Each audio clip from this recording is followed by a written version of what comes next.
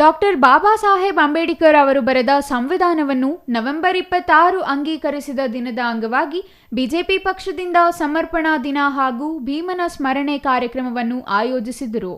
Doctor B R Ambedkar ಪುತ್ಥಳಿಗೆ ಮಾಲಾರ್ಪಣೆ ಸಲ್ಲಿಸಿ ನಂತರ ಬಲಮುರಿ ಸರ್ಕಲ್ನಿಂದ ಒಕ್ಕಲಿಗರ ಕಲ್ಯಾಣ ಮಂಟಪದವರೆಗೆ ಮೆರವಣಿಗೆ ಮೂಲಕ ಹೂವಿನ ಬುಟ್ಟಿಯಲ್ಲಿ ಸಂವಿಧಾನ ಪುಸ್ತಕವನ್ನು ಹೊತ್ತುಕೊಂಡು ಬಂದ ಮಹಿಳೆಯರು, ಇದಕ್ಕೆ ಸಾಥ್ ನೀಡಿದ ಮಾಜಿ ಮುಖ್ಯಮಂತ್ರಿಗಳಾದ ಸದಾನಂದ ಗೌಡ ಹಾಗೂ ಜಿಲ್ಲಾ ಬಿಜೆಪಿ ಮುಖಂಡರು ಹಾಗೂ ಕಾರ್ಯಕರ್ತರು ನಂತರ ಚಿಕ್ಕಬಳ್ಳಾಪುರ ನಗರದ ಒಕ್ಕಲಿಗರ ಕಲ್ಯಾಣ ಮಂಟಪದ ವೇದಿಕೆ ಕಾರ್ಯಕ್ರಮದಲ್ಲಿ ಭಾಗವಹಿಸಿದರು. ಅಂಬೇಡ್ಕರ್ ಅವರ ಭಾವಚಿತ್ರಕ್ಕೆ ಪುಷ್ಪಾರ್ಚನೆ ಮಾಡಿ ಜ್ಯೋತಿ ಬೆಳಗಿಸುವ ಮೂಲಕ ಕಾರ್ಯಕ್ರಮಕ್ಕೆ ಚಾಲನೆ ನೀಡಿದರು. ಅಂಬೇಡ್ಕರ್ ಅವರು ಕೊಟ್ಟ ಸಂವಿಧಾನದ ಬಗ್ಗೆ ಕಾಂಗ್ರೆಸ್ ಯಾವ ರೀತಿ ನಡೆದುಕೊಂಡು ಬಂದರು, ಈ ದೇಶವನ್ನು ಸುಮಾರು 50 ವರ್ಷಗಳ ಕಾಲ ಆಡಳಿತ ಮಾಡಿಕೊಂಡು ಬಂದವರು ಅಂಬೇಡ್ಕರ್ ಅವರಿಗೆ ಯಾವ ರೀತಿ ಅಪಮಾನ ಮಾಡಿದರು, ಅವರಿಗೆ ಬೇಸರವನ್ನು ಮಾಡಿ ರಾಜೀನಾಮೆ ಕೊಟ್ಟರು, ಈ ದೇಶದಲ್ಲಿ ಯಾವುದೇ ಕಾನೂನು ಬಂದಿದ್ರೂ ಕೂಡ ಅವೆಲ್ಲವೂ ಲೋಕಸಭೆಯಲ್ಲಿ ಅಂಗೀಕಾರವಾಗಿರುವಂತಹದ್ದು. ಅಂಬೇಡ್ಕರ್ ರಚಿಸಿರುವ ಶಾಸನಗಳು ಪ್ರಾಯಶಃ ಎಲ್ಲ ಶಾಸನಗಳಿಗೆ ಮೇಲ್ಪತಿಯಲ್ಲಿರುವಂತಹದ್ದು. 39ನೇ ತಿದ್ದುಪಡಿಯಲ್ಲಿ ದೇಶದ ಪ್ರಧಾನಿಯಿಂದ ಕಟ್ಟ ಕಡೆಯ ಮನುಷ್ಯನವರೆಗೆ ಎಲ್ಲ ಕಾನೂನು ಅನ್ವಯವಾಗುತ್ತದೆ, ಪ್ರತಿಯೊಬ್ಬರೂ ಸಮಾನರು ಎಂದು ಹೇಳುತ್ತದೆ. ಆದರೆ ಕಾಂಗ್ರೆಸ್ನವರು ಸುಮಾರು 75 ತಿದ್ದುಪಡಿಗಳನ್ನು ಮಾಡುತ್ತಾರೆ. ದೇಶದ ಹಿತಾಸಕ್ತಿ ಕಾಪಾಡುವಂತಹ ಪ್ರತಿರೋಧ ಮಾಡುವ ಕೆಲಸ ಕಾಂಗ್ರೆಸ್ ಮಾಡಿದ್ದಾರೆ ಎಂದು ಮಾಜಿ ಮುಖ್ಯಮಂತ್ರಿ ಸದಾನಂದ ಗೌಡ ಹೇಳಿದರು.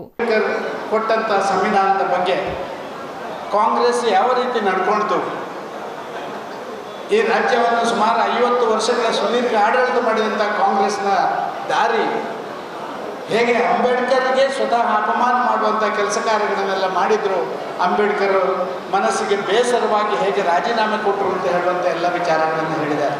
ನಾನು ಅದನ್ನೆಲ್ಲ ಹೇಳಲಿಕ್ಕೆ ಇಷ್ಟಪಡೋದಿಲ್ಲ. ಒಂದು ವಿಚಾರವನ್ನು ನಾವೆಲ್ಲ ತಿಳ್ಕೊಳ್ಬೇಕು, ಈ ದೇಶದಲ್ಲಿ ಯಾವುದೇ ಕಾನೂನು ಬಂದಿದ್ದರೂ ಕೂಡ ಆ ಎಲ್ಲ ಕಾನೂನು ಲೋಕಸಭೆಯಲ್ಲಿ ಅಂಗೀಕಾರ ಆದಂಥ ಕಾನೂನು. ಆದರೆ ನಮ್ಮ ದೇಶದ ಸಂವಿಧಾನ ಅದು ಜನರಿಂದ ಜನರಿಗಾಗಿ ನಾವೇ ಹೇಗಿರಬೇಕು ಅಂತ ಹೇಳುವಂಥ ವ್ಯವಸ್ಥೆಯ ಕೇಂದ್ರೀಕೃತವಾದಂಥ ಅಂಬೇಡ್ಕರ್ ನೇತೃತ್ವದ ಸಮಿತಿ ರಚನೆ ಮಾಡಿದಂಥ ಒಂದು ಶಾಸನ ಇದೆ. ಪ್ರಾಯಶಃ ಎಲ್ಲ ಶಾಸನಗಳಿಗೆ ಒಂದು ಮೇಲ್ಪಂಕ್ತಿ ಅಂತ ಕೊಡುವಂಥ ಶಾಸನ ಇದೆ.